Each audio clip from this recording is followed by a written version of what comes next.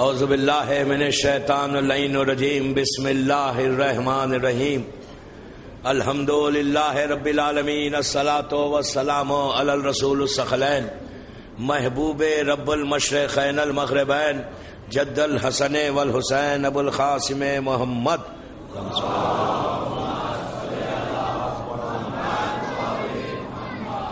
وعلی اہل بیتہ طیبین الطاہرین المعصومین المظلومین بسم اللہ الرحمن الرحیم انا للہ و انا الیہ راجعون. صلوات پڑھیں محمد و آل محمد.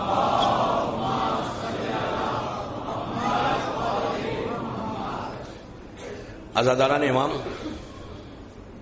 رضوی کالج بامبے کی یہ 8ویں مجلس ہے، 8th مجلس ہے.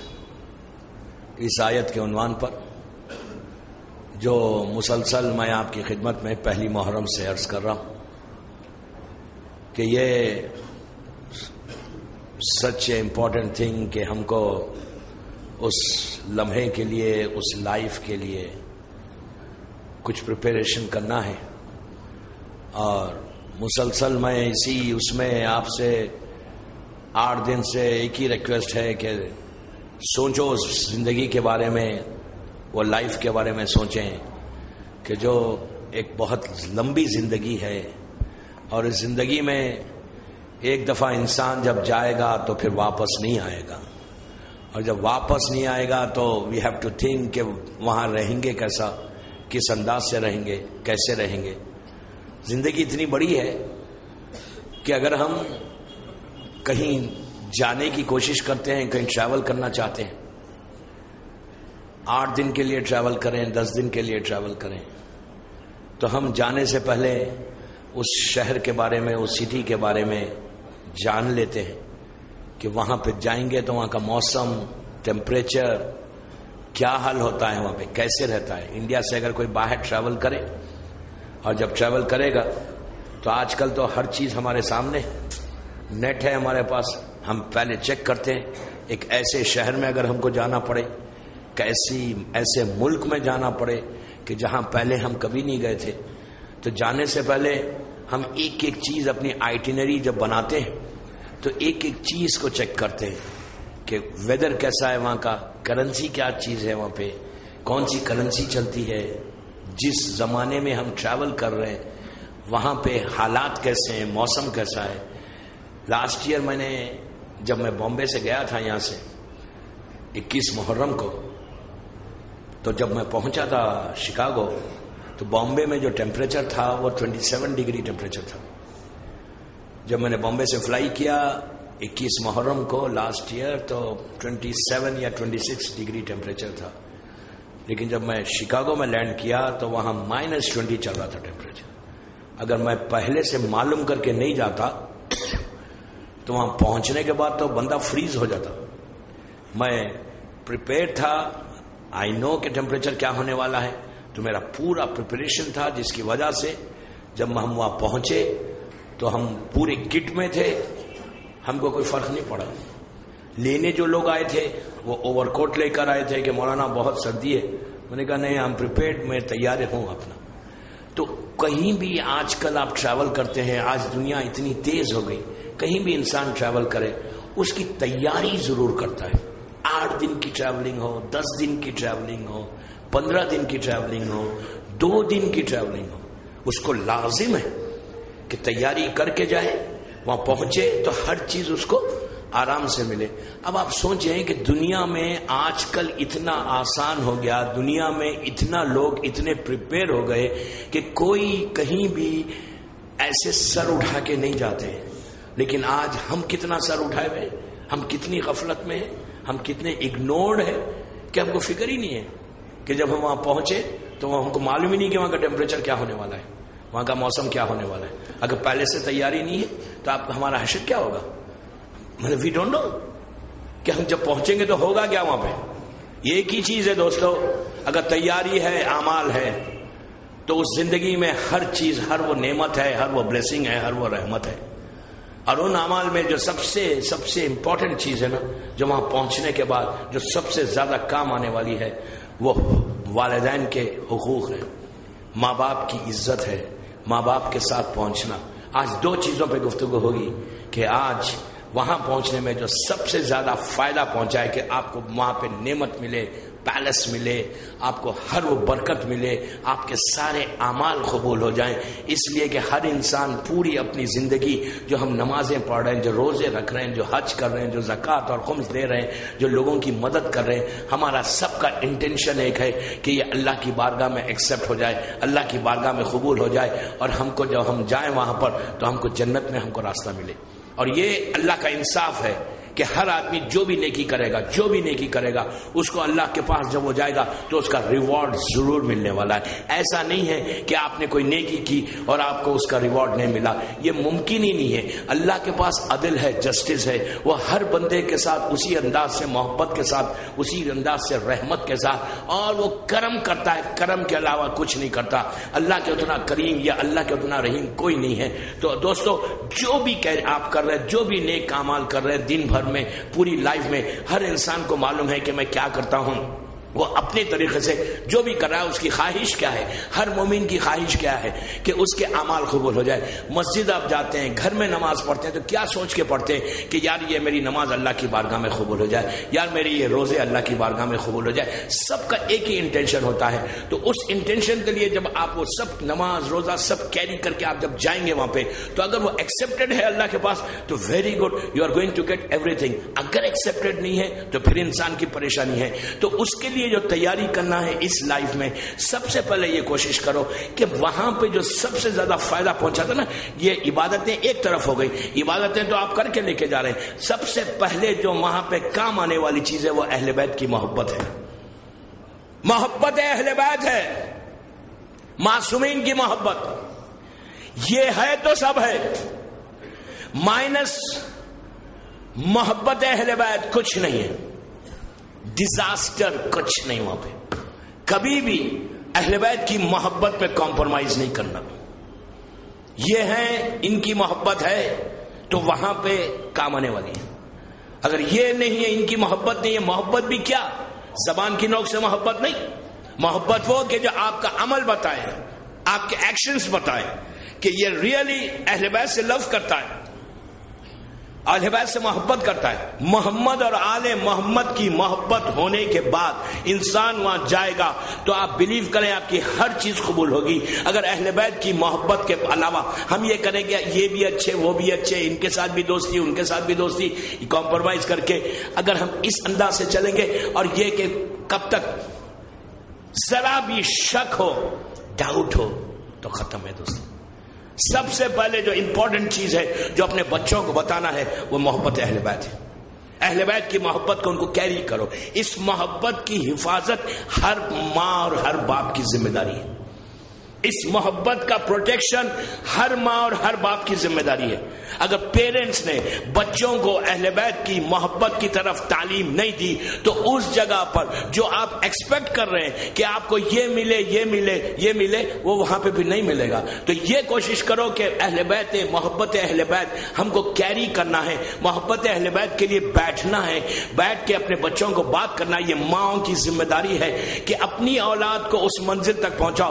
تاریخ 1000 واقعات ہے کہ انسان وہاں پہنچے اور اہل بیت کی محبت ساتھ ہے تو یقین کرو کہ وہ نعمت انشاءاللہ آج ایک واقعہ آئے گا، میں آپ کو بتاؤں گا کہ وہاں بندہ پہنچا، اس کی خبر کو اتنا اوپن کیا گیا، اتنا براڈ کیا گیا، اتنی پھیل گئی کہ ان لوگوں کے جو لوگ وہاں پہنچے تھے جنہوں نے دفن کیا، اس کے بعد ان کے خواب میں جب اس کے باپ اور ماں نے آ کے بتایا کہ مجھے یہ ملا یہ ملا یہ ملا، تو لوگوں کو یقین نہیں آیا کہ محبت اہل بیت میں اللہ کیا کیا چیزوں کو عطا کر سکتا ہے۔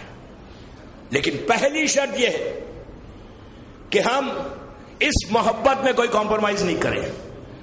یہ سب سے امپورٹنٹ، یہ سب سے زیادہ پیرنٹس کی ذمہ داری ہے۔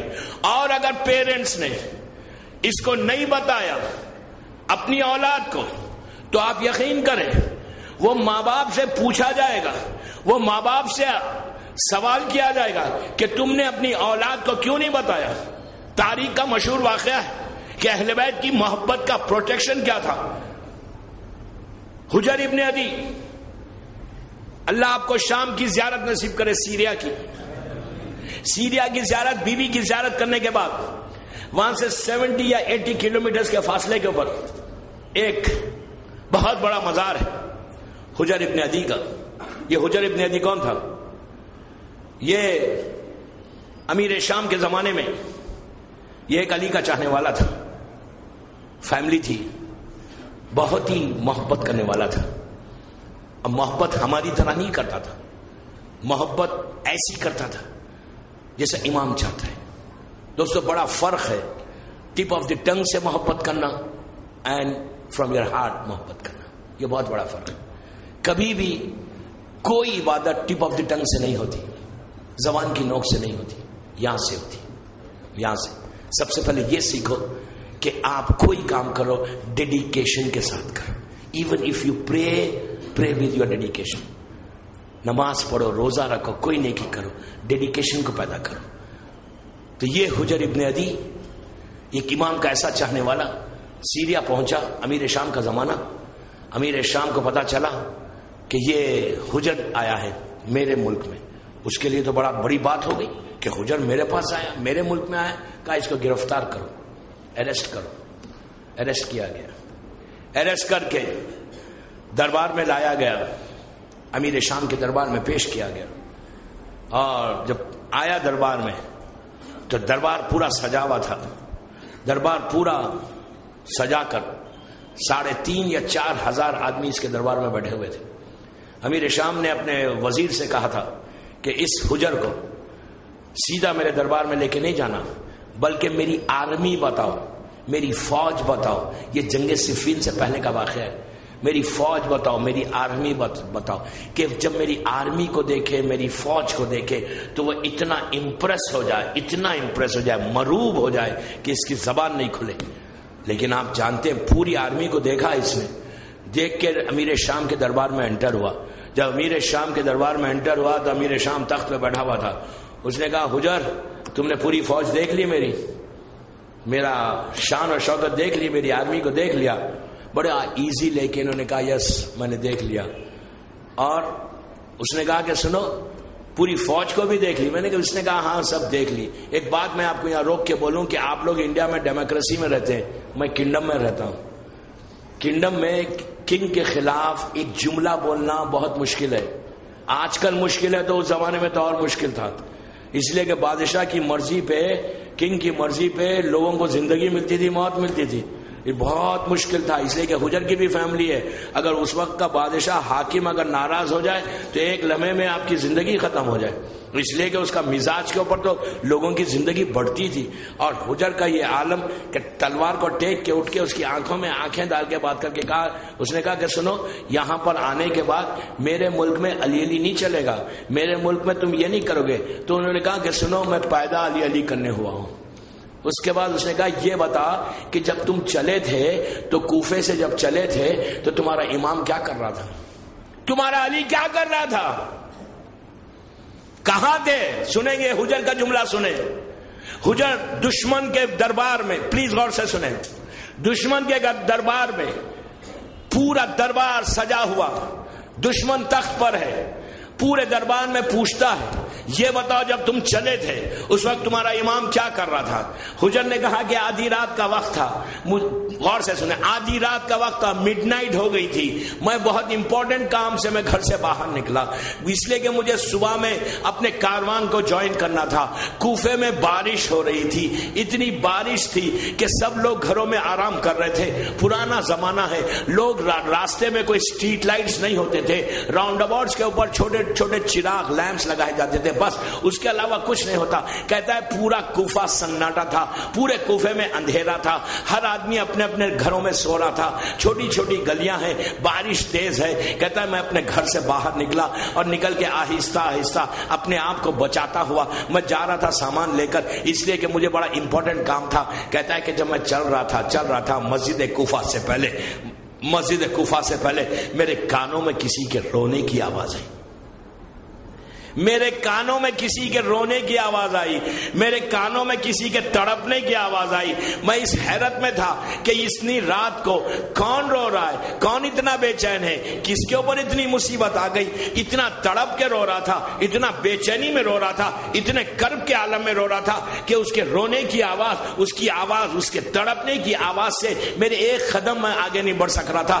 میں رک کے چاروں طرف دیکھنے لگا کہ کہیں کسی کے گھر سے تو نہیں آ رہی, لیکن مجھے کسی کے گھر کی آواز نہیں دکھی.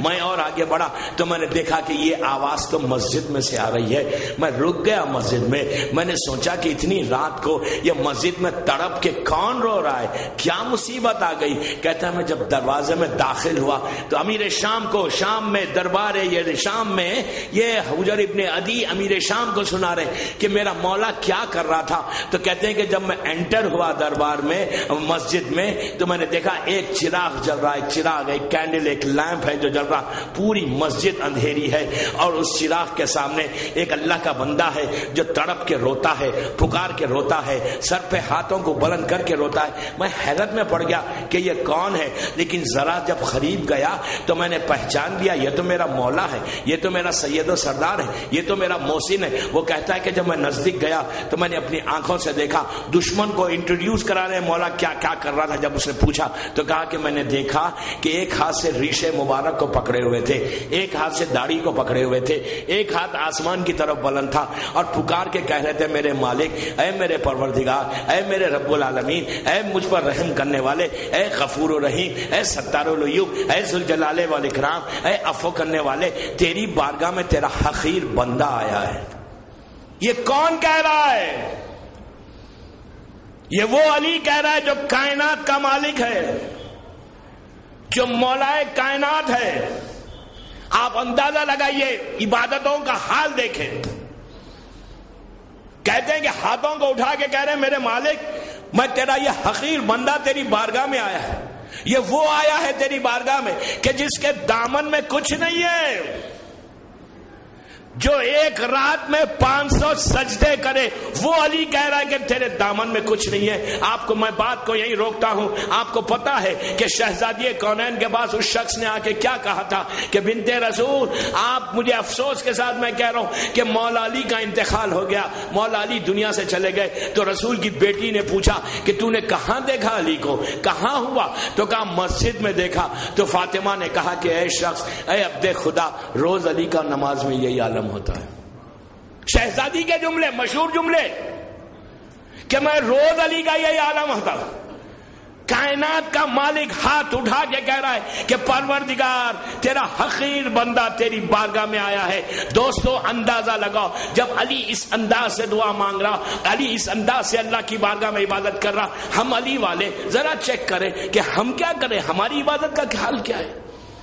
یہ عبادت کا حال ہے, اس کے بعد اتنا غرور ہے, اس کے بعد اتنا تکبر ہے کہ ایک سجدہ بھی پراپر نہیں کیا. اس کے بعد یہ عالم. ہمارا امام کیسے عبادت کر رہے ہیں, ہم کیسے عبادت کر رہے ہیں, ہاتھوں کو اٹھا کے کہتے ہیں. اس کے بعد سنے مولا کا جملہ, عجیب جملہ نہیں ہے, پلٹ کے کہتے ہیں کہ میرے مالک, وہ تیری بارگاہ میں آیا ہے جس کے دامن میں کچھ نہیں ہے. اس کے بعد کہتے ہیں اللہ, اے میرے کریم, اے میرے کریم, 9 مرتبہ کہا اے میرے کریم, اے میرے کریم. اس کے بعد 18 مرتبہ کہنے لگے یا غفور الرحیم, یا غفور الرحیم, یا غفور الرحیم. اس پر 36 مرتبہ کہنے لگے یا عفو, یا عفو, یا عفو. پھر 21 مرتبہ کہنے لگے یا وہابو, یا وہابو, یا وہابو. اس طرح اللہ کے ناموں کو لے کر پکارتے گئے. اگر اس انداز سے کوئی اللہ کے نام کو پکارے تو اس کے حاجات کیسے پورے ہوتے ہیں. پھر علی نے 21 مرتبہ کہا یا وہابو, یا وہابو, یا وہابو. پھر علی جیسا اللہ کا بندہ کہتا ہے 9 مرتبہ یا ستارو, یا ستارو, یا ستارو. پھر آگے بڑھ کہتا ہے کہ یا سلامو, سلامو, صحت کے لیے بڑی اچھی اللہ کا نام ہے, یا سلامو, یا سلامو پکارنے لگے. پھر عجیب انداز سے کہا کہ 19 مرتبہ کہا یا حفیظو, حافظو, یا حفیظو. اللہ کے نام کو پکارتے رہے. پکارتے پکارتے ایک سٹیج پہ پہنچ کے کہا کہ پروردگار, اے میرے اللہ, اے میرے مالک, میں تیری بارگاہ میں آنے والا ہوں. اللہ, میں ایک ایسے تکیے پہ, ایک ایسے تکیے پہ, ایک ایسے پلو کے اوپر سر رکھوں گا جس سے زیادہ سخت تکیہ نہیں ہے, جس سے زیادہ ہارڈ پلو نہیں ہے. اس تکیے پہ سر رکھ کر کئی لاکھ سال کا سفر طے کر کے، کئی لاکھ سال کا سفر طے کر کے جب میں تیری بارگاہ میں آؤں تو میرے مالک مجھ پر رحم کرنا. کون کہہ رہا ہے؟ کس کے جملے ہیں؟ عابد بلرامی کے جملے نہیں ہیں، یہ اس امام کے جملے ہیں کہ جس کی محبت ایمان ہے، جس سے بغض کفر و نفاق ہے. اگر اس محبت علی نہیں ہے تو کچھ نہیں. اس خبر میں، کام آنے والی چیزوں میں، کام آنے والی نیکیوں میں، کام آنے والی رحمتوں میں اس کی محبت ہے، اس امام کی محبت ہے. اور اس امام کا حال یہ ہے دعا مانگنے کا، اس امام کا حال یہ ہے عبادت کرنے کا. ہماری عبادت مختصر، ہماری عبادت میں تیزی. ہم اپنی، ہر انسان اپنے آپ میں سوچتا ہے کہ میں سب سے بڑا عبادت گزار ہوں، میں سب سے بڑا زیادہ نماز پڑھنے والا ہوں. کبھی بھی کسی کو نہیں دیکھا کہ عبادت کیسے کی جاتی ہے. وہاں پہ حجر ابن عدی روایت کا جملہ ہے کہ جب حجر نماز کا عبادت، علی کی عبادت کا امیر شام کے دربار میں جب ایکسپلین کر رہے تھے، دشمن دربار، کئی لوگوں نے تو علی کو دیکھا نہیں تھا، پورے دربار میں ایک گریا، ایک رونے کی آواز بلند ہو گئی، لوگ چیخیں مار کے رونے لگے. تو امیر شام تو خوف کھا گیا، روک دیا اس نے، کہا بس آگے نہیں بڑھنا. علی کہہ رہا ہے میرے مالک، علی کے پاس کچھ نہیں ہے، دامن بالکل خالی ہے. ہمارا حال دیکھیں، ہمارا حال دیکھیں کہ ہم کس سٹائل سے دعا مانگ رہے ہیں، ہم کس سٹائل سے عبادت کر رہے ہیں، اور امام کیسے عبادت کر رہا ہے. تھوڑا سا ان مجالس کا اصل لے کر، تھوڑا سا اس لائف کے لیے سوچ کر زندگی کے سٹائل کو بدل دو. اب یہ مت سمجھو کہ جو کچھ کیا بہت کیا، کسی کی عبادت پتہ نہیں کتنی کہاں تک گئی. ہمارا تو یہ عالم کہ ذرا ہم کسی سے ناراض ہو جائے تو اس کو بددعائیں دینے لگتے ہیں. حیرت نہیں ہے؟ ذرا کسی سے ناراض ہو جائے اس کو بددعائیں دے رہے ہیں. بددعا دینا حرام ہے، کسی کی بددعا نہیں لگتی. ہمارا تو یہ کسی کو بھی ہرٹ کر دو. ہم تو اس سٹائل کے آدمی ہیں. تھوڑی سی عبادت بڑھ گئی تو ہم سمجھ رہے ہم کو بہت کچھ مل گیا. کیا ملا، کیا کیا، کتنا چینج آیا. محرم کی آج 8 تاریخ ہو گئی، کتنا عبادتوں میں اضافہ ہوا، کتنی عبادتیں زیادہ کی، کتنا ہم نے حسین کے لیے کام کیا. یہ ضروری نہیں ہے وہاں کام آنے والی چیزوں میں، یہ سب سے امپورٹنٹ چیز ہے کہ وہاں پر جو کام آئے گی نا، یہ عزاداری کام آنے والی ہے، یہ محبت اہل بیت کام آنے والا ہے. اس کو سب سے پہلے اسٹرانگ کرو to get the places over there. اگر یہ نہیں ہوگا تو کچھ نہیں ہوگا. حجر ابن عدی کے جب اس سٹائل کو اس نے سنا تو اس نے کہا کہ اس کو لے کے جا کے قتل کر دو. امیر شام کے لوگوں نے حجر کو لیا. آج جہاں حجر کا مزار ہے، اللہ ہم کو زیارت نصیب کرے، 60 70 یا 80 کلومیٹرز پہ بی بی کے روزے سے آج بھی ان کا بہت بڑا مزار بنا ہوا ہے. وہاں پہنچے، حجر ہے، ان کا بیٹا ہے، ان کا غلام ہے، تینوں پہنچے، اور 2 آدمی ہیں.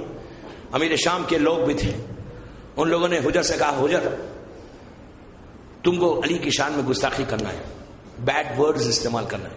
اگر تم بیڈ ورڈز استعمال کرو گے تو ہم تم کو چھوڑ دیں گے، اور اگر تم نہیں کرو گے تو ہم تمہیں دفن کر دیں گے، زندہ دفن کر دیں گے، زندہ دفن کر دیں گے. کنڈم ہے یہ، کنڈم تھا. کنڈم میں کوئی پوچھنے والا نہیں ہوتا کہ زندہ دفن کیسے کر رہے ہیں. کہ آپ امیجن کریں کہ کیا حال تھا، آپ حال دیکھیں کہ کیسے زندہ دفن کر دیا. آج کے دور میں 21 سینچری میں کوئی سوچ سکتا کہ کسی کو زندہ دفن کر دے؟ پوری انٹرنیشنل جو ہے میڈیا میں ایک ہنگامہ مچ جائے گا کہ یہ کیسا ایک آدمی زندہ دفن، زندہ کیسا دفن کیا؟ کہ اپنے ہاتھ سے خبر کو کھولو. حجر نے خبر کھولی.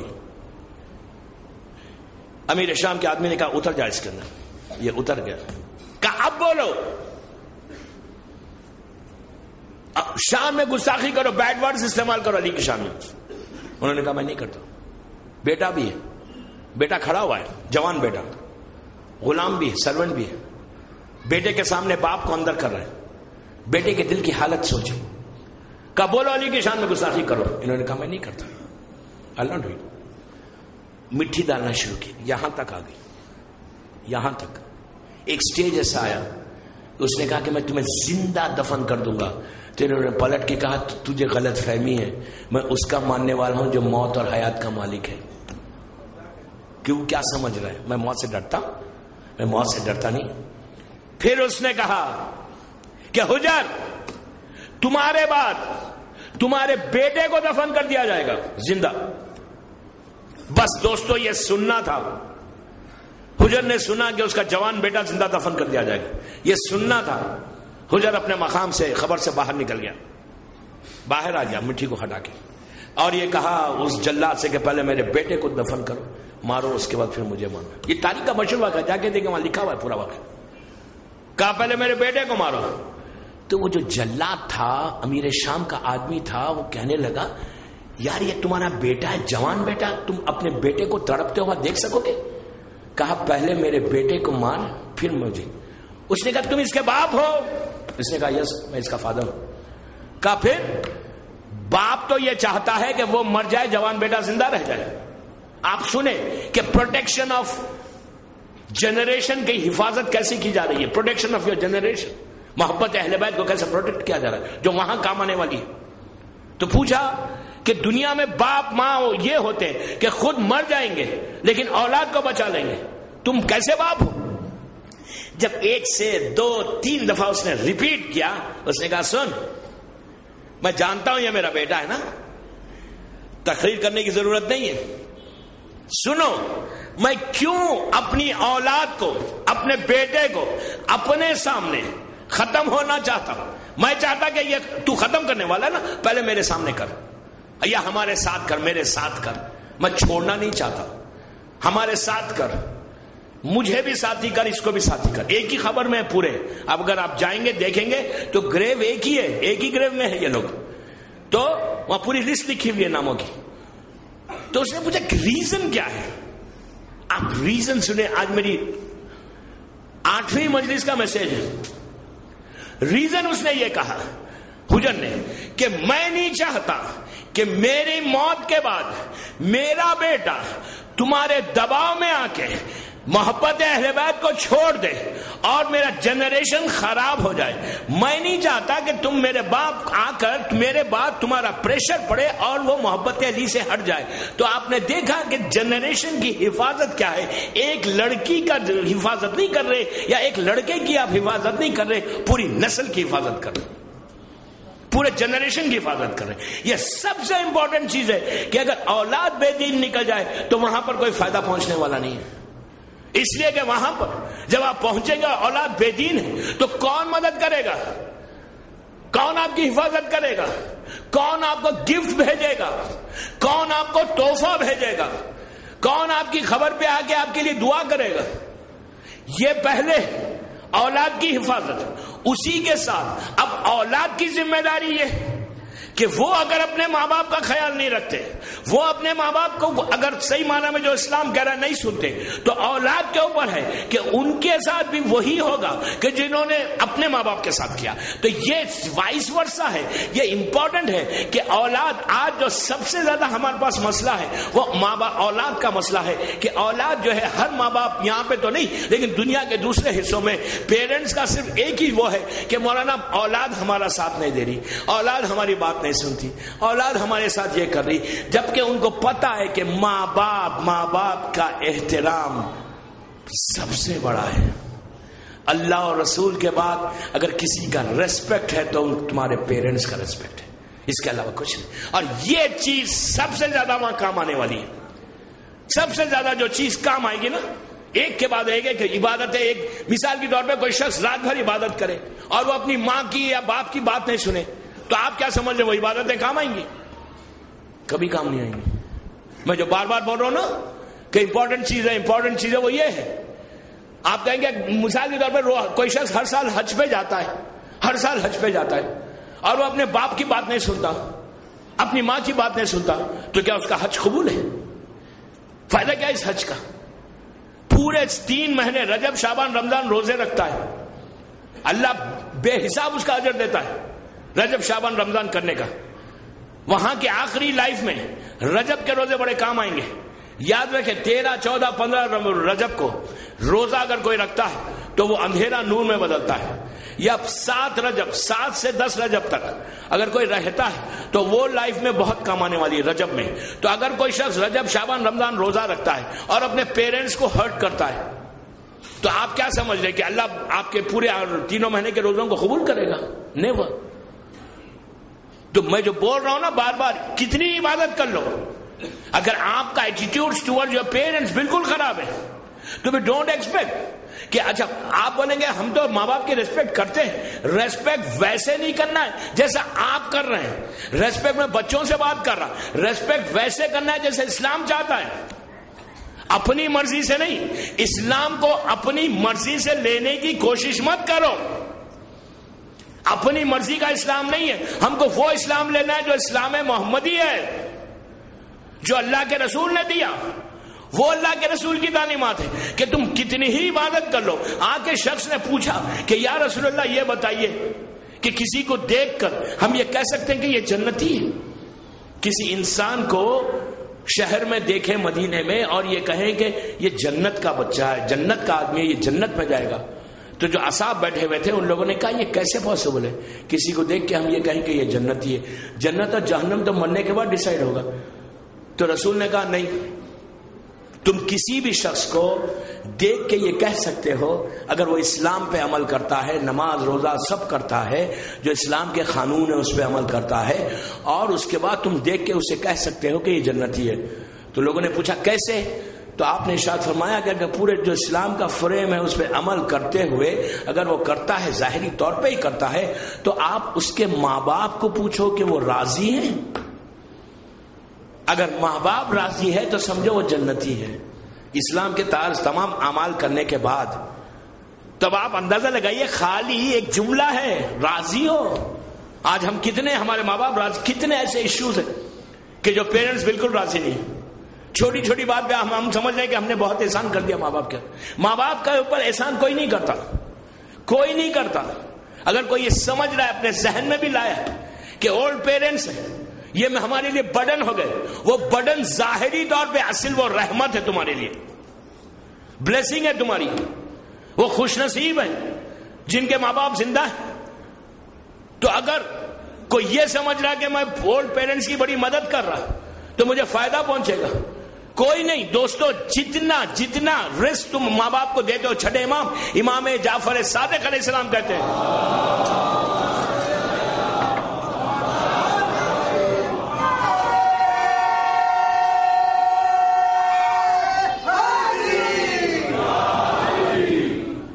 ایک سال بعد پڑھ لیں بآواز بلند.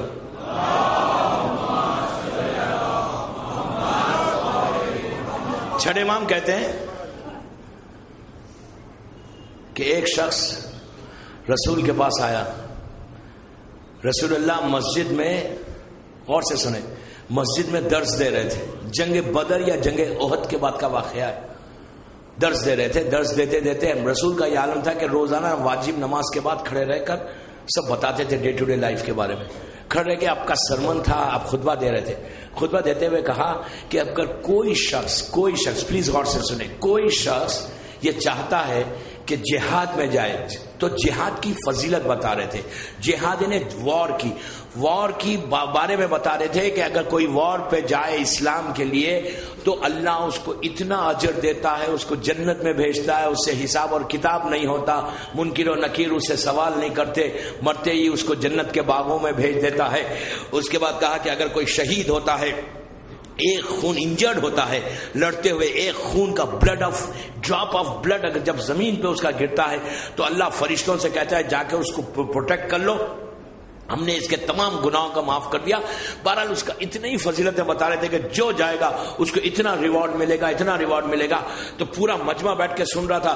کچھ لوگ باہر سے بھی آئے ہوئے تھے، مدینے کے رہنے والے نہیں تھے، جو دور دور جا کے بستیوں میں تھے، وہ لوگ بھی آئے ہوئے تھے جو مسلمان ہو گئے تھے. یہ اسلام کا بالکل گولڈن ایرا پیریڈ جو ہے احد کے بعد کا زمانہ ہے. تو اس وقت ایک نوجوان، ایک ینگ لڑکا 22-23 سال کا کھڑا ہوا، رسول کو سے کہنے لگا یا رسول اللہ، میں نے آپ کی پوری تقریر سنی اور میں اتنا امپریس ہوا، اور میں یہ چاہتا ہوں کہ اب جبھی بھی اسلام کے لیے آرمی تیار ہو، لسٹ بنے، تو سب سے پہلے لسٹ میں میرا نام لکھنا. اس لیے کہ دوستو ایک چیز کو یاد رکھو، زندہ تو سبھی رہنا چاہتے نا، مرنا کوئی نہیں چاہتا. اور پرانے زمانے میں جب جاتے تھے جنگ کے لیے، آج پھر لوگ نہیں جانا چاہتے جنگ کے لیے، جبکہ آج تو بہت کم ہوتی ہے، اس زمانے میں تو بہت ہوتی تھی. تو کہا اس زمانے میں ہر آدمی زندہ رہنا چاہتا. 22-23 سال کا ینگ لڑکا کہا، کھڑا ہوا، اس نے کہا کہ میرے کو اصل لائف آفٹر ڈیتھ ہے، میرے کو وہ لائف چاہیے، مجھے جنت چاہیے، اتنا مجھے جنت دینے کا اللہ وعدہ کر رہا ہے، تو میں سب سے پہلے میرا نام لکھنا۔ رسول نے کہا ٹھیک ہے، لسٹ بنے گی، سب سے پہلے تیرا نام آئے گا۔ رسول نے کیجولی پوچھا اچھا یہ بتا کہ تو اکیلا رہتا ہے، شادی ہوئی ہے تیری؟ اس نے کہا نہیں میری شادی نہیں۔ اچھا، اس کے بعد پوچھا تیرے پیرنٹس ہیں؟ اس نے کہا ہاں میرے پیرنٹس ہیں۔ تو کہا ان پیرنٹس کا اسپانسر کون ہے؟ ہو ٹیک کیئر آف دیم؟ کون ٹیک کیئر کرتا ہے ان کا؟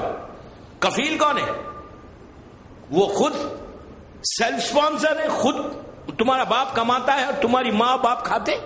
اس نے کہا نہیں، غور سے سنیں، کہا نہیں میرے ماں باپ ضعیف ہیں، اولڈ ہیں، میرا باپ ریٹائر ہو گیا اور میرے باپ کی اسپانسرشپ کفالت میرے پاس ہے، میں محنت کرتا ہوں، میرا باپ اور ماں کا خیال رکھتا ہوں، میرے ماں باپ کو جو فیڈ کرتا ہوں وہ میں فیڈ کرتا ہوں، مطلب جو بریڈ اینڈ بٹر لاتا ہوں وہ میں ہوں، میں ان کا گھر کا خرچہ اٹھاتا ہوں، میں ان کی بیماری کا خرچ اٹھاتا ہوں، وہ میرے ساتھ رہتے ہیں، وہ اکیلے نہیں رہتے۔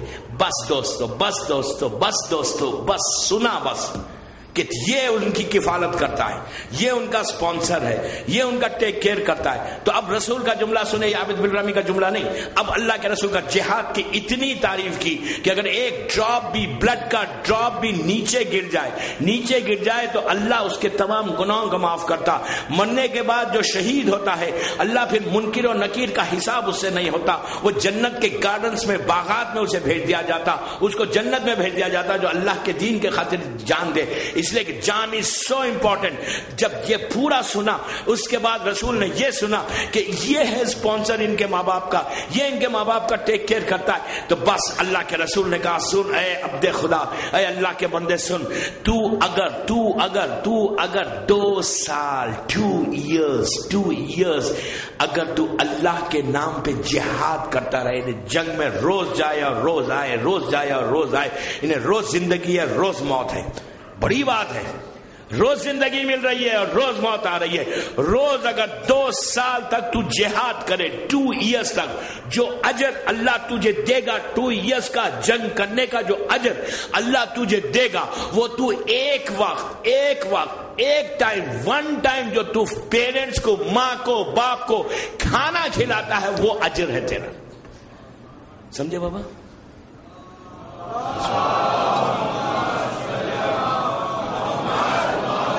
سمجھ میں آیا کہ پیرنٹس کا ریسپیکٹ کیا ہے؟ 2 ایئرز جہاد کرنے کے بعد اگر کسی کے اولڈ پیرنٹس ہیں تو وہ تو خوش نصیب ہیں، شکر کریں اللہ کا۔ یا جوان ماں باپ ہے، اگر اولاد اسپانسر ہے تو دوستو جو سب سے زیادہ چیز وہاں کام آنے والی ہے وہ پیرنٹس کا خیال، ماں باپ کی عزت، احترام۔ آج ہماری کمیونٹی میں یہ بھی ایک ایشو ہے، یہ بھی ایک بڑا ایشو ہے کہ ماں باپ کی عزت نہیں، ماں باپ کی ریسپیکٹ نہیں، ماں باپ کا خیال نہیں، جیسا اسلام چاہتا ہے ہم اپنی مرضی سے کریں گے۔ یہاں تک آپ بیٹھے ہوئے ہیں، تمہاری ماں کھڑی ہوئی ہے، یہ بھی اللہ کو پسند نہیں ہے، بلیو میں یہ پسند نہیں ہے۔ نبی موسیٰ کی زندگی کا مشہور واقعہ، بس آخری بات، نبی موسیٰ کی زندگی کا مشہور واقعہ، نبی موسیٰ نے کیا کہا تھا؟ طور پہ گئے تھے، موسیٰ نبی طور پہ گئے تھے، وہاں سے اللہ سے ڈائریکٹ بات کرتے تھے، جا کر طور پہ ہاتھوں کو اٹھا کے کہا پروردگار، اور جب نبی موسیٰ جب اللہ سے بات کرتے تو جیسے ہی پکارتے اللہ کا فوراً جواب آ جاتا۔ اپنے مسائل بتاتے بتاتے ایک دفعہ موسیٰ نے پکار کے کہا مالک یہ بتا کہ جنت میں میرا نیبر، میرا پڑوسی کون ہوگا؟ کوئی نبی ہے میرا پڑوسی یا کوئی انسان ہے، کوئی خاکی انسان ہے؟ کون ہے میرا نیبر؟ نبی کے دل میں خواہش ہے، پوچھ لیا۔ اوپر سے آواز آئی موسیٰ تمہاری ہی امت کا ایک بندہ ہے جو تمہارا پڑوسی ہوگا، تمہارا نیبر ہوگا جنت میں۔ آپ سوچے نبی موسیٰ وہ شوق کہ یار میرا کلمہ پڑھنے والا میرا پڑوسی بن جائے گا جنت میں، کیا بات ہے یار، اس کا اعمال کیا ہے؟ اس نے پوچھا، نبی نے پوچھا یا پروردگار یہ بتا وہ رہتا کہاں ہے؟ تو یہ واقعہ ہے ایجپٹ کا۔ اللہ نے کہا کہ فلسطین میں رہتا ہے، فلسطین میں فلاں جگہ پہ فلاں بستی میں اس کا بزنس ہے، کاروباری آدمی ہے، بزنس مین ہے، وہ وہاں رہتا ہے۔ تو موسیٰ سوچنے لگے، فوراً ایجپٹ سے چلے فلسطین پہنچ گئے چیک کرنے کے لیے یہ بندہ کرتا کیا ہے. اتنا بڑا ریوارڈ اللہ دے رہا ہے، اتنا بڑا ریوارڈ کہ میرا نیبر بن جائے گا جنت میں. پہنچ کے جا کے جو لوکیشن اللہ نے دیا تھا وہ لوکیشن پہ گئے، جا کر دکان پہ پہنچے. دکان تھی اس کی، کاروبار کر رہا تھا. کہا السلام علیکم. اس نے کہا علیکم السلام. وہ نہیں جانتا تھا یہ نبی موسیٰ ہے، لیکن وہ کلمہ موسیٰ کا پڑھتا تھا. اللہ کو ایک مانتا تھا، موسیٰ کو کلمہ پڑھتا تھا. موسیٰ نے سلام کیا، اس نے جواب میں سلام دیا. موسیٰ نے کہا کہ کیا میں آؤں؟ تو اس نے کہا آپ مسافر ہیں؟ تو کہا ہاں میں مسافر ہوں. تو کہا میں آ سکتا ہوں تیری دکان؟ تو کہا آ جائیے. اب موسیٰ بیٹھ کے بات کرنے لگے. اس نے کہا بیٹھے ہیں میرے پاس، اہلن و سہلن. اس زمانے میں لوگ بڑی مہمان نوازی بھی کرتے تھے. میں یہ نہیں کہتا کہ بامبے میں نہیں کرتے، بامبے میں بھی کرتے، میں اپنے لیے تھوڑی کہہ رہا ہوں، میں تو ایک عام بات کہہ رہا. تو پہنچ گئے، بیٹھ کے گفتگو کرنے لگے. دوران گفتگو موسیٰ اس کا ایک ایک سٹیپ چیک کر رہے، ایک ایک سٹیپ، کہ آخر اس کا کام کیا ہے، اتنا نیک کیسا ہے. بات کرنے کا طریقہ دیکھیں، کئی چیزیں ہیں دوستو جو وہاں کے سٹیٹس کو بڑھائے. بعض لوگ بہت اچھے عبادت گزار، بڑے نیک، بڑے آنےسٹ رہتے ہیں، بے انتہا نیک، بے انتہا آنےسٹ، بے انتہا عبادت گزار سب ہے، لیکن اخلاق نہیں ہوتے. اخلاق، زبان خراب ہو جاتی، تیز زبان، کسی کو ہرٹ کر دینا، کسی سے غصے میں بات کر دینا. اتنا عبادت گزار، اتنا نیک، اچھی فیملی، سب چیزیں، ہر چیز، ہر صفت ہے اس میں، لیکن ایک صفت زور سے بات. عموماً یہ باتیں عورتوں میں بھی بہت ہوتی ہے، بہت تیز زبان، ایسی کہ زبان کھلی تو پتا چلا کہ زہر میں بھجی ہوئی تیر ہے جو نکل گئی. اتنا کسی کو بھی ہرٹ کر دینا. اس کے برعکس مولا علی کہتے ہیں کہ انسان زبان کے نیچے چھپا ہوا ہے. زبان کھلی تو پتا چلا کہ کتنی محبت ہے اہل بیت کی. تو بعض لوگوں کی عبادتیں اچھی، لیکن یہ چھوٹی عبادت جو پوری عبادت کو ختم کر دے گی. میں صرف بتا رہا ہوں کہ وہاں کے لیے چھوڑنا کیا کیا چیزیں. نیکی صرف یہ مت سوچ کے زندگی گزارو کہ میں رات بھر تسبیح پڑھتا ہوں، یہ سوچ کے مت گزارو کہ میں بڑا 5 وقت کا عبادت گزاروں. یہ تو کمپلسری ہے، کرنا ہے. یہ سب عبادتیں آپ کو، نماز تو پڑھنا ہی پڑھنا ہے، واجب ہے. روزہ رکھنا ہے، واجب ہے. حج کرنا ہے، واجب ہے. یہ سب چیزوں کے علاوہ آپ کو کرنا ہے وہ اسٹیٹس کو حاصل کرنے کے لیے. اگر خالی آپ عبادت کر، اور پھر بعض لوگ کیا ہوتے ہیں، بہت اچھے ہوتے ہیں لیکن سیلفش ہوتے ہیں، خود غرض، سیلفش. یہ بھی پکڑے جائیں گے، ان کی عبادتیں بھی رک جائیں گی. اگر آپ دوسروں کی مدد نہیں کرتے، اگر آپ دوسروں کے لیے کچھ نہیں کرتے، آپ کو پتا ہے وہاں پہنچنے کے بعد جو سب سے نماز، روزہ، حج، زکات ایک طرف پوچھا جائے گا، آخری سوال یہ پوچھا جائے گا تمہاری سب عبادتیں تو ہے، یہ بتاؤ تم نے اللہ کی، ہماری مخلوق کے لیے کیا کیا. آپ کہیں گے کیا کیا؟ بامبے میں ٹائم کس کے پاس تھا؟ اپنی فیملی دیکھتے تھے، وہی بڑا تھا. بہت تھا کہ فیملی کو میں دیکھ لے رہا تھا. یہ جواب نہیں چلے گا. وہاں پوچھا جائے گا تم نے کیا کیا. وہاں پہ کوئی چیز کو حاصل کرنے کے لیے یہ امپورٹنٹ ہے کہ اپنے آپ کو، اپنے کیریکٹر کو اس طرح سے ڈیولپ کرو کہ 24 گھنٹے میں، 24 آورز میں اگر کوئی انسان اپنے کسی بھائی کے، اپنے کسی مومن کے بارے میں نہیں سوچتا کہ یار اس کی میں کچھ کروں. میں یہ نہیں بولتا کہ آپ لے کے جا کے کوئی ہیلپ کرو. بعض لوگ ایسے ہوتے ہیں کہ وہ ہیلپ کر ہی نہیں سکتے، فائنینشلی بالکل بروکن رہتے، تو اس کا یہ مطلب نہیں ہے کہ صرف جو پیسے والا ہے وہی کرے. کم از کم سوچے، فکر کرے، اس کو مورل سپورٹ تو دے سکتے ہو نا. اتنا امپورٹنٹ ہے. بہت اچھی عبادت. موسیٰ ایک ایک سٹیپ چیک کر رہے ہیں، صرف اس کی عبادت چیک نہیں کر رہے. موسیٰ یہ سب چیک کر رہے ہیں کہ کرتا کیا ہے. اخلاق، جو لوگ آ رہے ہیں، پر گراہک آ رہا ہے، جو خریدنے آ رہا ہے، اس سے بات کیسے کر رہے ہیں، کس انداز سے بات کر رہے ہیں. غصے سے بات کر رہے ہیں. اس کے بعد اس کا جو تول ہے، ویٹ کر کے جو دے رہے ہیں وہ کتنا دے رہے ہیں. ایک ایک سٹیپ. تو کہا یہ تو نارمل ہے، بالکل ایک نارمل مسلمان جیسا ہونا چاہیے. ویسا تھا. پورا دن گزر گیا. شام میں موسیٰ نے کہا کہ سنو، آج رات میں کیا تمہارے گھر میں قیام کر سکتا ہوں؟ اس نے کہا اہلاً و سہلاً، آپ آئیے میرے گھر میں. اس لیے کہ بعض وقت یہ ہوتا ہے کہ انسان باہر مارکیٹ میں بڑا اچھا ہوتا، مارکیٹ میں بہت اچھا، اس کا بیہیویئر بہترین، ایسا ویل بیہیوڈ کہ لوگ بولنا یار کیا اخلاق ہے اس بندے کے. گھر میں انٹر ہوا، فرعون بن گیا. بامبے والے نہیں، میں ایک بات بول رہا. انٹر ہوا گھر میں، اب تو میں مہاراج، راجا، میں تو کنگ، فرعون بن گیا. اب شروع ہو گیا. تو آپ کو 24 گھنٹے آپ کا ایک ایک سٹیپ دیکھنا ہے وہاں پہنچنے کے لیے. اب موسیٰ نے کہا لیٹس سی یار, باہر تو بالکل صحیح ہے, اندر کیا کرتا ہے. گھر میں گئے, اسے لے جا کے ایک روم میں بٹھا دیا, کہا اب دیکھ خدا اللہ کے بندے بیٹھے ہیں آپ یہاں پہ, میں آپ کے لیے کھانا پریپیئر کرتا ہوں اور ساتھ بیٹھ کے کھانا کھائیں گے. اس نے پوچھا آپ کی وائف فیملی, تو کہا ہاں ہے. وہ کہاں ہے؟ وہ دوسرے رومز میں. فائن. موسیٰ نے چیک کیا کہ یہ بندہ, اس کے ہال میں ڈرائنگ روم پلس کئی رومز ہیں, ایک روم میں موسیٰ بیٹھے ہوئے ڈرائنگ روم میں, سامنے ایک روم ہے, اس کے سامنے کچن ہے, کچن میں جاتا ہے کھانا بناتا ہے. کتنا ڈیڈیکیٹڈ تھا نہیں ہے. آج کل کے لوگ تو بڑے خوش ہوں گے اگر کوئی کھانا بنانے والا مل جائے. چل بات پڑھے محمد والے محمد.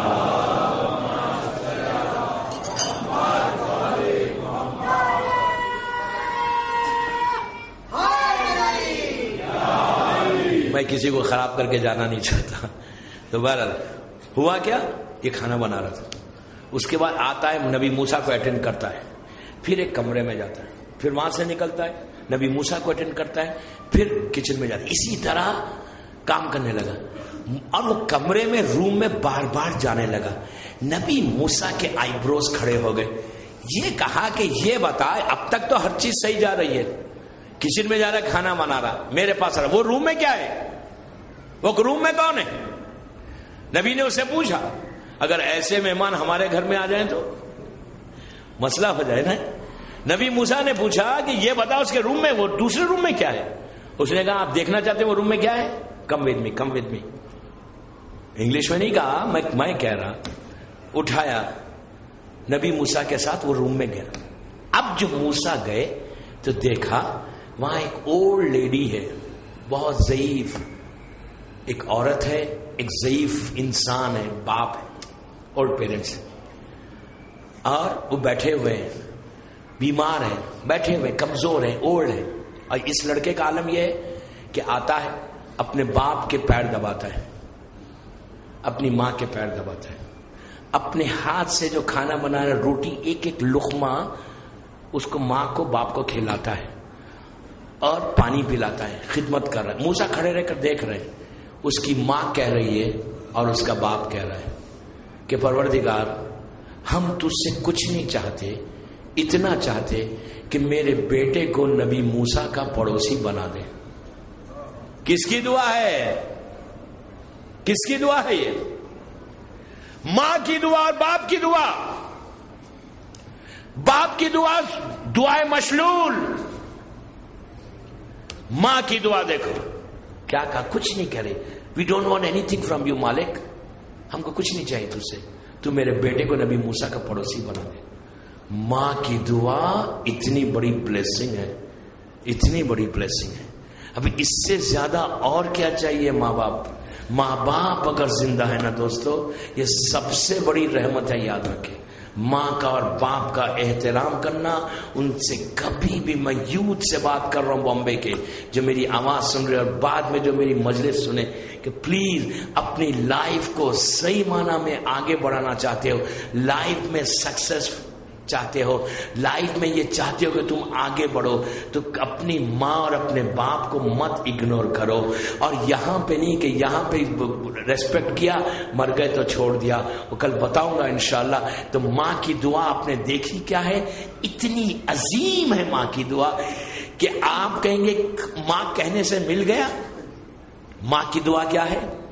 کربلا امام حسین نے کیا کہا تھا جناب لیلا سے, اگر حسین چاہتے کہ علی اکبر واپس نہیں آ سکتے تھے, ایک لمحے میں آ سکتے تھے, لیکن امام نے دنیا کو بتایا کہ ماں کی دعا کیا ہے. نس سے معصوم ہے کہ ماں کی دعا. حسین نے کہا تھا لیلا تم دعا کرو کہ تمہارا بیٹا واپس آئے, تو دنیا کو بتایا کربلا جو میسج ہے وہ یہ کہ دیکھو ماں کی دعا وہ ہے کہ جس کی دعا سے علی اکبر واپس آئے. تو اب اندازہ لگاؤ, جن کے ماں باپ زندہ ہیں وہ خوش نصیب ہیں, جن کے ماں باپ مر گئے اللہ ان پر رحم نازل کرے.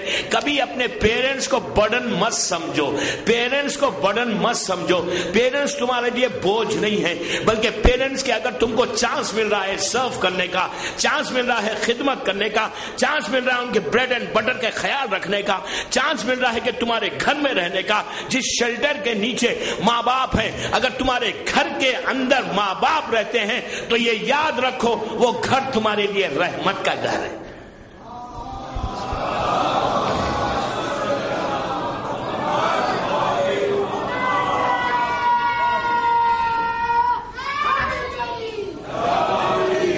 کبھی بوجھ مت سمجھو دوستو. وہاں کی عبادتوں میں وہاں کیری کرنے میں یہ سب سے امپورٹنٹ چیز ہے کہ ہر چیز تو ہم نے کر لیا سامنے. ظاہری طور پہ سب مسجد میں بھی جا رہے ہیں، امام بارگاہ بھی آ رہے ہیں، امام کا ذکر بھی سن رہے ہیں، لیکن بالکل ماں باپ سے ناراض. تو پھر وہاں لے کے کیا جا رہے ہیں کہ امام راضی ہو رہا؟ آپ خود انصاف سے بتائیے کہ اگر ہم مجلسیں کر رہے ہیں، ماتم کر رہے ہیں، نماز پڑھ رہے ہیں، نیکی کر رہے ہیں، ہر نیکی ہمارے پاس ہے، اور ماں کہہ رہی ہے یا باپ کہہ رہا ہے کہ میں اس سے راضی نہیں ہوں، تو امام جو اپنے ماں باپ کی عزت نہیں کرتا وہ امام کی عزت کیا کرے گا؟ Very clear, very clear. اور آج کے دور کا یہ موسٹ ہاٹ ٹاپک ہے، ہاٹ ٹاپک ہے کہ ماں باپ کی عزت کرنا، ماں باپ کا خیال رکھنا. موسٹ ہاٹ ٹاپک ہے جو ہر تیسرے چوتھے گھر میں آپ کو یہ ملے گا دنیا بھر میں. مجھے بامبے کا نہیں معلوم، ہر گھر میں آپ کو یہ پرابلمس ملیں گے کہ گئے اور بھول گئے، گئے اور بھول گئے. میں نے اپنی آنکھوں سے لاسٹ ایئر 2-3 فیملیز کو، میں جگہ کا نام نہیں لیتا، اپنی آنکھوں سے دیکھا کہ پلٹ کے کسی کے پریشر میں آ کر اپنی اولڈ مدر اور فادر کو آنسر بیک کر رہے ہیں، آنسر بیک کر رہے ہیں. اگر یہ حالت رہی تو ختم ہوگی، زندگی ختم ہوگی. شیعہ کی پہچان یہ نہیں. کربلا کا میسیج، محرم کا پیغام یہ ہے کہ کربلا میں امام حسین نے دنیا کو بتایا کہ ماں کی دعا کیا ہے، باپ کی ریسپیکٹ کیا ہے. تو اب اگر ہم 10 دن میں یہ کم از کم ایک چیز سیکھ لیں، ایک چیز ہم یہ ڈیسائیڈ کر لیں کہ اب ہم اس محرم میں ہم نے اس چیز کو چھوڑ دیا اور آج سے ہم ویسی ریسپیکٹ کریں گے جیسے حسین ابن علی چاہتے ہیں، تو عزیزو کم از کم محرم کی یہ 10 مجلسوں کا ایک حق ادا ہو گیا، مجلسوں کا مقصد پورا ہوا کہ ذکر حسین سے آپ کو یہ فائدہ ہوا کہ گھر ٹوٹے ہوئے گھر بن گئے اور ماں باپ کی عزت بننے سے آپ کی آخرت سنور گئی. اور اگر ہم نے محرم میں یہ نہیں سیکھا تو پھر حسین کی مجلس سے حاصل کیا کیا؟ کیا کیا حاصل؟ بس اللہ آپ کو خوش رکھے. آج کی تاریخ ایک مصیبت کی تاریخ تھی. 9 محرم کی رات آ گئی. کل کی رات جب آئے گی، کل جب آپ یہاں پر آئیں گے تو وہ فاطمہ کے لال کی ظاہری زندگی کی آخری رات ہوگی. پورا 10 دن کتنی تیزی سے گزر گئے اور آج 9 محرم کی رات ہے. 2 دن سے حسین کے بچے پیاسے ہیں. 2 دن ہو گئے. بچوں کا عالم یہ ہے کہ کبھی ایک خیمے میں جاتے ہیں تو کبھی دوسرے خیمے میں جاتے ہیں. ہاتھ میں خالی کوزے ہے. جب امام خیمے میں داخل ہوتے ہیں تو بچے امام کو گھیر لیتے ہیں، کہتے ہیں مولا پیاس مارے ڈالتی ہے. ہائے وہ ساقی کوثر کا لال، آنکھوں میں آنسو ہے. کبھی چاہنے والے عباس کے پاس چلے جاتے ہیں. بچے کبھی عباس کو گھیر لیتے ہیں اور کہتے کہ آقا پانی بالکل پیاس مارے ڈالتی ہے. عزیزو یہ رات، یہ دن وہ مصیبت کے اب آ گئے. کل کا ایک دن صرف باقی رہ گیا. کتنی رونق تھی یہاں پر کہ مسلسل ایک ٹائم پہ مقرر وقت پہ آپ سب تشریف لاتے، لیکن ہائے اب وہ دن ختم ہو گئے. ایک انتظار تھا محرم کا، محرم کا انتظار تھا. آج یہاں پر اس شہید کا ذکر ہوتا ہے کہ جس کی ماں کا دودھ خشک ہو چکا تھا. اس بچے کا ذکر ہے، اس بچے کا ذکر ہے کہ جس سے چھوٹا بچہ کبھی کوئی ذبح نہیں کیا ہوگا. رباب کا یہ لال، وہ رباب وہ بیوی ہے کہ جس کا سہاگ بھی اجڑ گیا، جس کی گودی بھی اجڑ گئی. کربلا میں بھی اجڑی گودی، شام میں بھی اجڑی۔ کربلا میں علی اصغر شہید ہوئے، شام میں سکینہ چلی گئی۔ یہ وہ بی بی ہے کہ واپس آنے کے بعد خبر حسین پہ ہاتھ رکھ کے کہا تھا کہ میرے والی میں مدینہ جا کے کیا کروں، میرا سہاگ بھی اجڑ گیا، میرے بچے بھی یہاں رہ گئے، میں مدینے کو جا کے کیا کروں، مولا مجھے اپنی خبر میں چھپا لو۔ اور امام کا وہ کہنا کہ مجھے وہ گھر اچھا نہیں لگتا جہاں رباب اور سکینہ نہ ہو۔ آپ کی آوازیں بلند ہو گئی، علی اصغر کا ماتم، علی اصغر کا ماتم۔ اس شہید کا ماتم ہے کہ امام زمانہ نے بھی یہ خواہش کی ہے کہ جب چاہنے والے نے پوچھا کہ مولا کس کے مصائب ہوں، تو کہا کہ سنو، حسین کے مصائب تو ہمیشہ پڑھنا، لیکن کربلا کے 2 شہیدوں کو نہیں بھولنا۔ ایک وہ کہ جو میری دادی زینب کے پردے کا محافظ تھا، ایک وہ بچہ کہ جس کی ماں کا دودھ خشک ہو چکا تھا۔ اللہ کسی غم میں نہ رلائے سوائے غم حسین کے۔ عزیزو، رباب کو اس مظلوم، اس غریب بی بی کا نام ہے کہ گودی بھی اجڑی، اور یہ وہ بی بی ہے کہ جس کے سامنے علی اصغر کو جھولا بھی جلا دیا گیا تھا۔ آج جھولا بھی اٹھے گا، جب جھولا اٹھے تو یہ سوچو شاید رباب پیچھے پیچھے چل رہی ہو۔ علی اصغر کا جھولا، ایک جھولا جلایا گیا تھا، لیکن آج لاکھوں جھولے علی اصغر کے نام پہ استاد ہوتے ہیں۔ جب عاشورے کے دن ذوالجنا کلکتے میں عاشورے کا جلوس نکلتا ہے تو ذوالجنا بھی ہوتا ہے، جھولا اس کے ساتھ ساتھ ہوتا ہے۔ ایک ایسی بستی سے گزرتا ہے کہ جہاں پہ غیر مذہب کی کچھ عورتیں ہاتھ میں برتن میں دودھ لے کے ٹھہرتی ہیں، اور جب ذوالجنا علی اصغر کا جھولا لے کے سامنے سے جاتا ہے تو ذوالجنا کے پیروں پہ وہ لوگ دودھ ڈالتے ہیں۔ ان سے پوچھا گیا کہ یہ کیوں کرتے ہو، تو کہتے ہیں کہ ہم نے سنا ہے حسین کا ایک بچہ تھا، 6 مہینے کا بچہ تھا، اس کی ماں کا دودھ خشک ہو چکا تھا، لیکن ظالموں نے ان بچے کو بھی نہیں چھوڑا۔ اسی انداز سے گریا کریں، اسی انداز سے گریا کریں۔ آج آپ کو رباب دعا دیں گی، اس بچے کا ذکر ہے۔ عزیزو، شہزادے علی اصغر کی پیاس کا اندازہ لگائیے کہ روز عاشور ہر شہید جب شہید ہوتا تھا تو اس کی پیاس وہاں پہ ختم ہو جاتی۔ جتنا اس کی ہمت تھی، اس ہمت کے تحت امام اس کو بھیجتے۔ امام بہتر جانتے تھے علی اصغر کی کیا ہمت تھی۔ یہ وہ معصوم ہے کہ جو سب سے آخر میں امام حسین سے پہلے شہید ہوا۔ جب گھر لٹ گیا، پورے ذبح ہو گئے، گھر کا ایک ایک فرد شہید ہو گیا، اس وقت امام میدان میں آ کے امام نے کہا کہ حل من ناصر ینصرنا، ارے کوئی ہے جو میری مدد کرے۔ امام کا یہ جملہ زمین اور آسمان سے لبیک کی آوازیں آنے لگی، ملائکہ آگے بڑھ گئے، تڑپتی ہوئی لاشوں نے پکار کے کہا کہ مولا ہم حاضر ہیں۔ لیکن عزیزو کہ جب حسین کسی کی مدد کو ایکسپٹ نہیں کر رہے تھے، لیکن ایک آواز قیام حسینی سے بلند ہوئی، وہ بیویوں کی رونے کی آواز تھی۔ حسین پلٹ کے خیمے میں آئے اور آ کر کہا بہن زینب ابھی حسین زندہ ہے۔ تو زینب نے کہا بھیا آپ کی آواز استغاثہ پہ علی اصغر نے اپنے آپ کو جھولے سے زمین پہ گرا دیا، بس یہ سننا تھا۔ حسین نے رباب سے کہا کہ رباب لاؤ میرے بچے کو۔ عزیزو، ماں نے لا کے علی اصغر کو حسین کے حوالے کیا۔ حسین چلنا چاہتے ہیں، رباب نے آ کے دروازے پہ روک کے کہا مولا کچھ لمحوں کے لیے میرے لال کو میرے حوالے کیجئے۔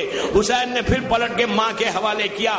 رباب اندر خیمے میں لے کر گئی، اب جو لے کر آئی تو نیا کرتا پہنایا، آستینوں کو الٹ دیا، زلفوں کو سوار دیا، کہا مولا میرا بچہ پہلی مرتبہ میدان میں جا رہا ہے۔ اسی طرح پرسا دے، اللہ آپ کو کوئی غم مت دے سوائے غم حسین۔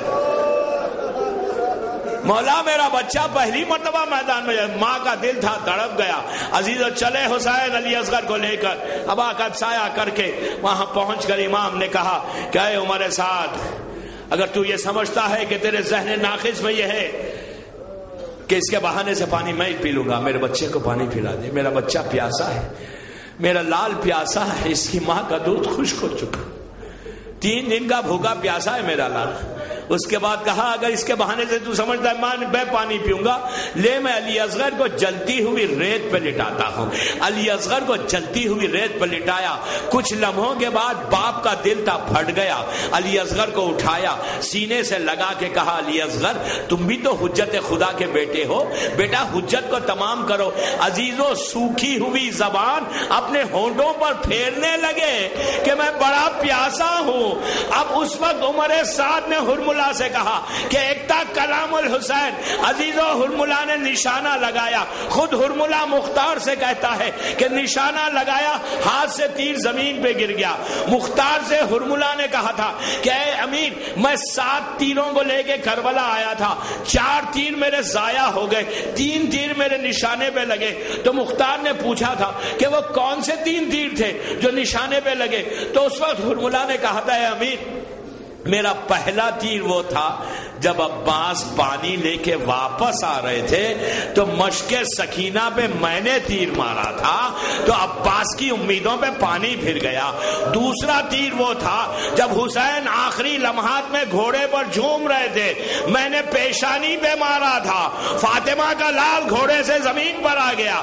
تیسرا تیر وہ تھا جب علی اصغر کو لے کر آئے، نشانہ لگاتا تھا، ہاتھ سے تیر زمین پہ گر جاتا۔ عمر سعد نے کہا ہرملا تو اتنا بڑا تیر انداز ہے، نشانہ کیوں نہیں لگاتا؟ تو کہا میں نے کہا تھا امیر اے عمر سعد جو میں دیکھ رہا ہوں وہ تو نہیں دیکھتا، جب میں نشانہ لگاتا ہوں ایک ماں ہے، ایک بیوی ہے جو خیمے کے دروازے پہ کھڑی ہوئی ہے، پردہ ہٹتا ہے، پکار کے کہتی ہے میرا بچہ پیاسا ہے، میرا بچہ پیاسا ہے۔